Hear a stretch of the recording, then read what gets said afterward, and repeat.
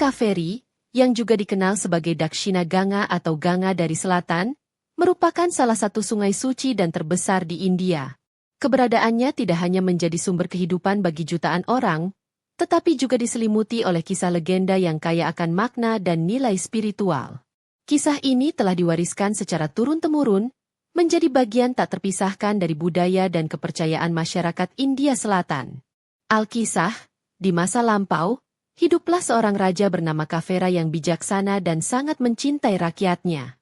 Wilayah kekuasaannya seringkali dilanda kekeringan yang panjang, membawa penderitaan dan kelaparan bagi penduduknya. Melihat kondisi ini, hati Raja Kavera teramat sedih. Ia bermimpi tentang sebuah sungai yang mengalir deras, membawa kesuburan dan kemakmuran bagi negerinya. Keinginan untuk mewujudkan mimpi ini begitu kuat membara dalam dirinya. Raja Kavera menyadari bahwa untuk mengatasi bencana kekeringan ini, diperlukan sebuah solusi yang bersifat permanen.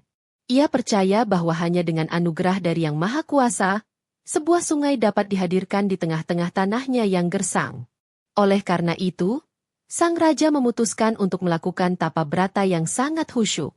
Ia meninggalkan kemewahan istana dan kenyamanan duniawi, menuju ke pegunungan Himalaya yang sunyi dan dianggap sebagai tempat suci. Di sana, dengan tekad yang bulat, Raja Kavera memulai pertapaannya. Ia duduk bersila di bawah pohon rindang, memusatkan seluruh pikiran dan jiwanya hanya kepada Dewa Brahma, sang pencipta alam semesta. Hari berganti hari, minggu berganti minggu, bulan berganti bulan, bahkan tahun berganti tahun. Raja Kavera tetap teguh dalam pertapaannya, tidak tergoyahkan oleh panasnya terik matahari, dinginnya malam, maupun godaan-godaan lainnya. Selama bertahun-tahun ia bermeditasi, memohon belas kasihan dan anugerah dari Dewa Brahma. Tubuhnya menjadi kurus kering, rambutnya memanjang tak terurus, namun semangatnya tetap menyala-nyala. Ia hanya memikirkan nasib rakyatnya dan berharap agar permohonannya dikabulkan. Kesungguhan dan ketulusan Raja Kavera dalam bertapa akhirnya menarik perhatian para dewa di kahyangan. Doa dan tapa brata Raja Kavera yang tanpa henti akhirnya sampai ke hadapan Dewa Brahma. Sang Dewa Pencipta merasa terkesan dengan pengorbanan dan niat tulus sang Raja. Dewa Brahma kemudian memutuskan untuk mengabulkan permohonan Raja Kavera, namun tidak secara langsung menciptakan sungai seperti yang dimintanya. Sebaliknya, Dewa Brahma memberikan sebuah anugerah yang unik dan penuh makna. Dewa Brahma, yang tersentuh oleh ketekunan dan niat suci Raja Kavera, menampakkan diri di hadapannya. Sang Raja, dengan penuh rasa hormat dan haru, menyampaikan kembali permohonannya untuk sebuah sungai yang dapat mengakhiri penderitaan rakyatnya akibat kekeringan. Dewa Brahma tersenyum bijaksana dan berkata bahwa ia tidak akan secara langsung menciptakan sungai, melainkan akan menganugerahkan seorang putri kepada Raja Kavera.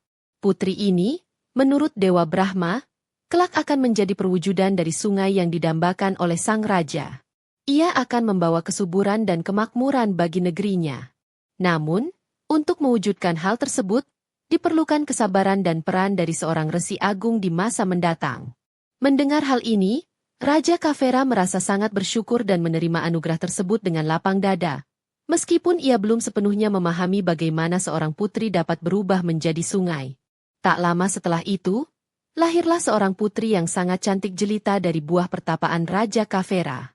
Putri ini diberi nama Lopamudra, yang memiliki arti, dia yang kecantikannya bahkan membuat merak jantan, simbol keindahan, kehilangan kebanggaannya. Sejak kecil, Lopamudra tumbuh menjadi gadis yang berbudi pekerti luhur, cerdas, dan memiliki aura spiritual yang kuat. Ia dididik dengan baik di lingkungan istana, namun hatinya selalu terpaut pada hal-hal yang bersifat rohani. Lopamudra menyadari bahwa kelahirannya bukanlah semata-mata kebetulan. Ia merasakan adanya takdir besar yang menantinya. Ia sering merenung dan bermeditasi, mencoba memahami tujuan hidupnya. Meskipun hidup dalam kemewahan sebagai seorang putri raja, Lopamudra tidak terikat pada kesenangan duniawi. Ia lebih tertarik untuk mempelajari ajaran-ajaran suci dan melakukan pelayanan kepada sesama.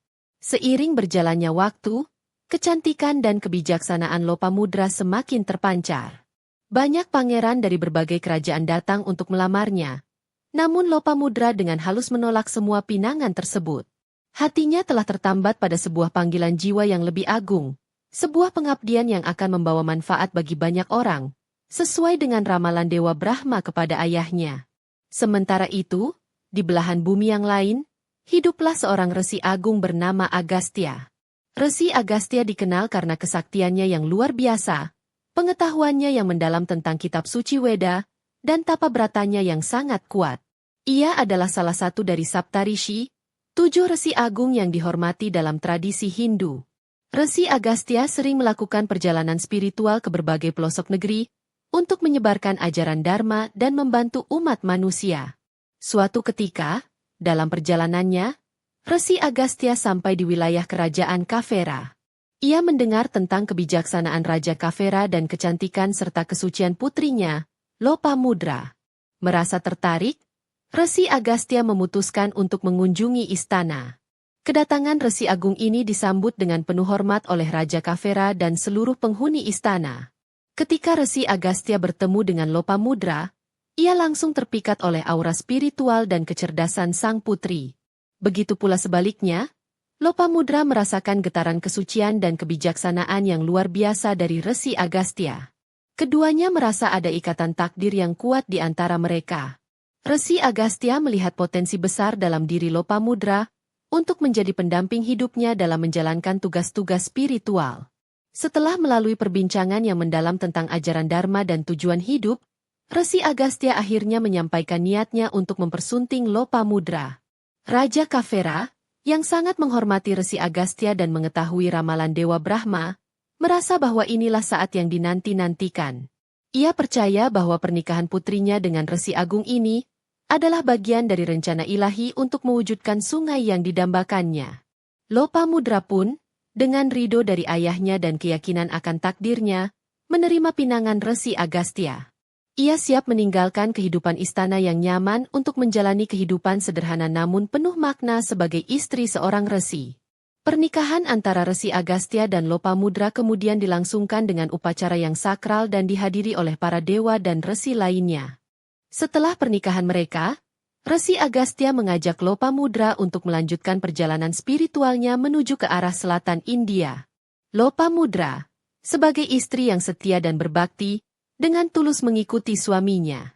Mereka menjalani kehidupan yang sederhana, berpindah dari satu tempat ke tempat lain, menyebarkan ajaran kebaikan dan membantu mereka yang membutuhkan.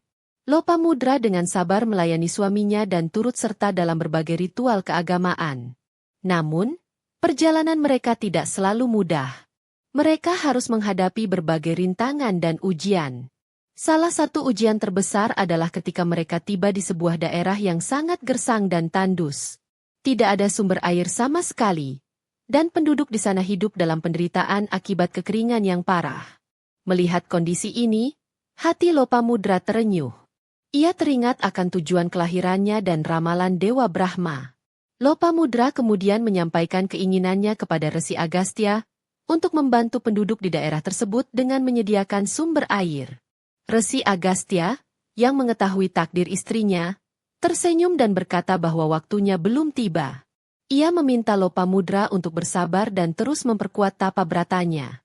Resi Agastya menjelaskan bahwa untuk mewujudkan sebuah sungai yang besar dan abadi, diperlukan pengorbanan dan kesucian yang luar biasa.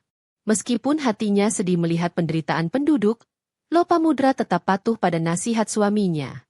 Ia semakin tekun dalam bermeditasi dan melakukan perbuatan baik. Ia percaya bahwa kesabaran dan keteguhan hatinya akan membuahkan hasil pada waktu yang tepat. Lopamudra terus berdoa kepada para dewa agar diberikan kekuatan untuk menjalankan takdirnya.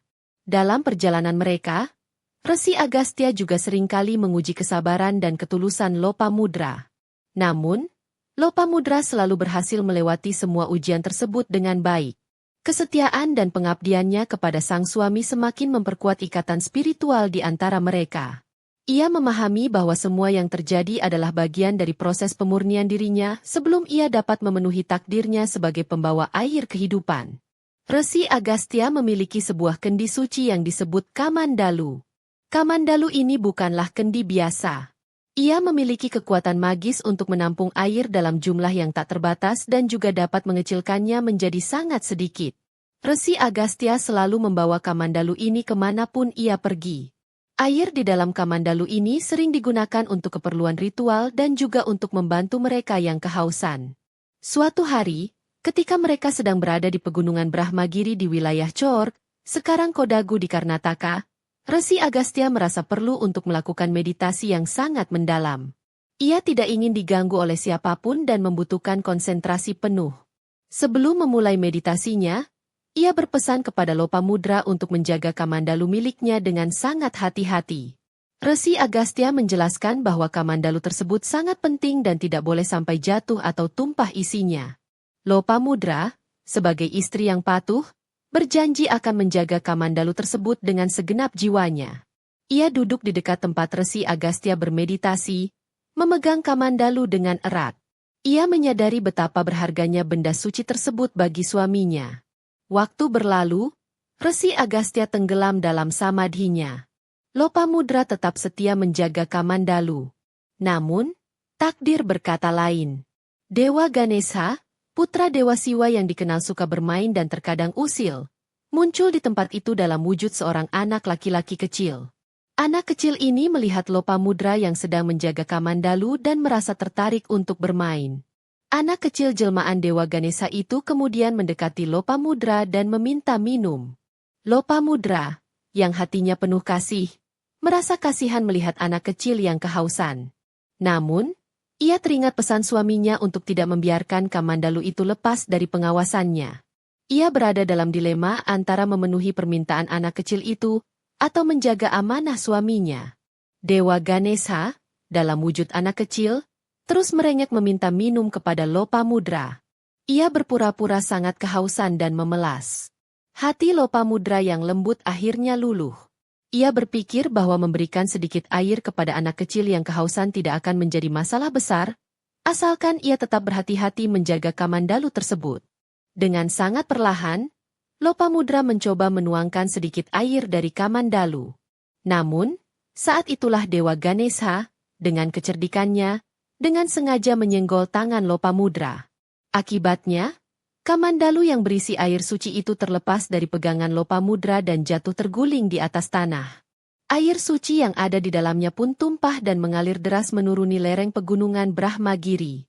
Lopamudra terkejut dan merasa sangat bersalah. Melihat kejadian itu, anak kecil jelmaan Dewa Ganesha tersebut tersenyum penuh arti, lalu menghilang. Lopamudra menyadari bahwa anak kecil itu bukanlah anak biasa. Ia panik dan takut akan kemarahan suaminya. Air dari Kamandalu terus mengalir semakin deras, membentuk sebuah aliran sungai kecil. Lopamudra hanya bisa menangis melihat air suci itu terbuang percuma. Tak lama kemudian, Resi Agastya terbangun dari meditasinya. Ia langsung menyadari bahwa Kamandalu miliknya telah jatuh dan airnya tumpah. Ia melihat Lopamudra yang menangis terseduh-seduh. Awalnya, Resi Agastya merasa sedikit kecewa. Namun ketika ia melihat aliran air yang mulai terbentuk, ia teringat akan ramalan Dewa Brahma dan tujuan kelahiran Lopamudra. Resi Agastya kemudian menenangkan Lopamudra. Ia menjelaskan bahwa kejadian ini bukanlah sebuah kesalahan semata, melainkan bagian dari rencana ilahi. Tumpahnya air suci dari Kamandalu tersebut adalah awal dari perwujudan Lopamudra sebagai sungai yang akan membawa kehidupan bagi banyak orang. Peran Dewa Ganesha dalam peristiwa ini adalah sebagai pemicu agar takdir tersebut segera terwujud. Air yang tumpah dari Kamandalu Resi Agastya terus mengalir deras menuruni lereng pegunungan Brahmagiri. Aliran air ini semakin lama semakin besar, membentuk sebuah sungai yang indah. Saat itulah, keajaiban terjadi. Lopamudra, dengan ridho dari Resi Agastya dan kehendak para dewa, meleburkan dirinya ke dalam aliran air tersebut. Jiwanya menyatu dengan air suci, dan ia bertransformasi menjadi sungai yang mengalir tiada henti. Sungai yang terbentuk dari pengorbanan Lopamudra ini kemudian dikenal dengan nama Sungai Kaveri. Nama Kaveri sendiri memiliki beberapa makna. Salah satunya berasal dari nama Raja Kavera, ayah Lopamudra, sebagai penghormatan atas tapa brata dan keinginannya yang mulia. Makna lainnya adalah, dia yang membawa kemakmuran, atau dia yang seperti taman bunga, karena keindahan dan kesuburan yang dibawanya. Ada juga yang mengartikan Kaveri sebagai dia yang mengalir melalui taman atau hutan. Sejak saat itu, Sungai Kaveri mengalir dari pegunungan Brahmagiri di Ghat Barat, melintasi negara bagian Karnataka dan Tamil Nadu, hingga akhirnya bermuara di Teluk Benggala. Sungai ini menjadi urat nadi kehidupan bagi jutaan orang di sepanjang alirannya. Airnya digunakan untuk irigasi pertanian, kebutuhan rumah tangga, industri, dan juga sebagai tempat suci untuk berbagai ritual keagamaan. Masyarakat di sekitar Sungai Kaveri sangat menghormati dan memuliakan sungai ini. Mereka menganggap Sungai Kaveri sebagai dewi yang memberikan kehidupan dan kesuburan. Berbagai festival dan upacara diadakan secara rutin untuk menghormati Dewi Kaveri dan memohon berkahnya.